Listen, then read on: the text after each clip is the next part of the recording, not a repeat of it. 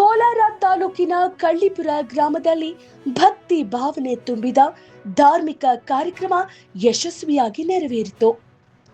ಶ್ರೀ ಲಕ್ಷ್ಮಣ ಹನುಮಂತ ಸಮೇತ ಶ್ರೀ ಸೀತಾರಾಮ ಸ್ವಾಮಿ ದೇವಾಲಯದಲ್ಲಿ ಪುನರ್ ಪ್ರತಿಷ್ಠಾಪನೆ ಹಾಗೂ ಶ್ರೀ ಗಣೇಶ ನವ್ಯಕೃಷ್ಣ ಶಿಲಾ ವಿಗ್ರಹ ಪ್ರತಿಷ್ಠಾಪನೆ ಮತ್ತು ಮಹಾ ಕುಂಭಾಭಿಷೇಕ ಮಹೋತ್ಸವವು ಏಪ್ರಿಲ್ 13ರಿಂದ 15ರವರೆಗೆ ಭಕ್ತಿ ಭಾವದಿಂದ ನಡೆಯಿತು.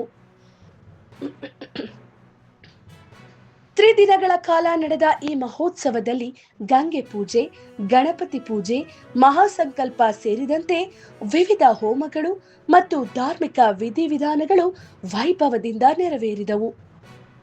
ಎರಡನೇ ದಿನ ನವಗ್ರಹ ಆರಾಧನೆ, ಮೃತ್ಯುಂಜಯ ಹೋಮ, ಅಷ್ಟಲಕ್ಷ್ಮಿ ಹೋಮ ಸೇರಿದಂತೆ ವಿವಿಧ ಪೂಜಾ ಕಾರ್ಯಗಳು ನಡೆಯುತ್ತಾ ಭಕ್ತರಲ್ಲಿ ಭಕ್ತಿ ಸಂಭ್ರಮವನ್ನ ಹೆಚ್ಚಿಸಿತು.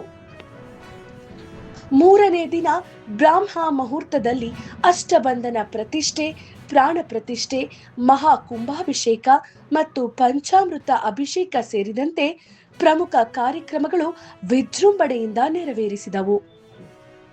ಈ ಧಾರ್ಮಿಕ ಮಹೋತ್ಸವದಲ್ಲಿ ಕಳ್ಳಿಪುರ ಹಾಗೂ ಶಿಳ್ಳೆಂಗೇರಿ ಗ್ರಾಮಸ್ಥರು ಸೇರಿದಂತೆ ಸುತ್ತಮುತ್ತಲಿನ ಭಕ್ತರು ಹೆಚ್ಚಿನ ಸಂಖ್ಯೆಯಲ್ಲಿ ಭಾಗವಹಿಸಿ ದೇವರ ಕೃಪೆಗೆ ಪಾತ್ರರಾದರು.